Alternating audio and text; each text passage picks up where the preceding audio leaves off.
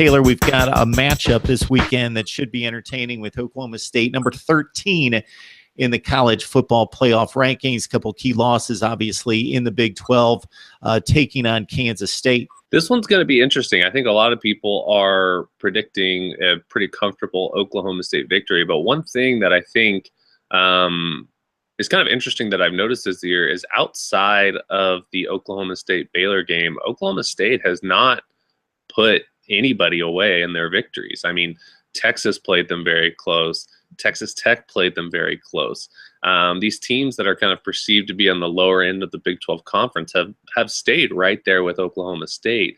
And so I think this one's actually going to be a lot closer than people might be thinking. It's all going to come down to the Oklahoma State defense. We know what the Oklahoma State offense can do.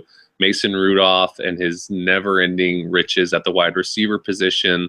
Justice Hill at running back is becoming more and more of a force. I mean, outside of David Montgomery at Iowa State, he might be the best running back in the Big 12. And the Oklahoma State offense is just capable of putting up point after point after point. But their defense has really kind of struggled. That was really highlighted the last 2 weeks against Oklahoma, giving up over 60 points. And then last week against Iowa State, giving up 42 points.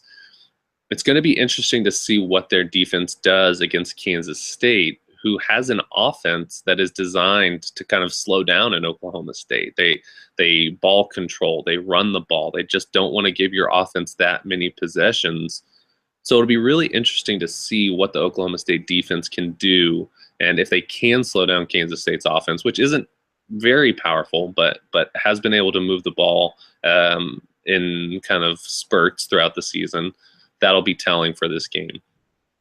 Yeah, Kansas State, a preseason top 25 team that we expected to be better, 3-4 in the Big 12, only 5 wins overall. So a pretty heavy underdog on the road. And this one will most likely need to win that final game of the season to get to bowl eligibility with a 6th win. And obviously the loss of Jess Ertz at quarterback after about half the season has really plagued them down the stretch, as they have struggled with the likes of Skylar Thompson and Alex Delton at quarterback in a run-heavy offense from the quarterback position in particular.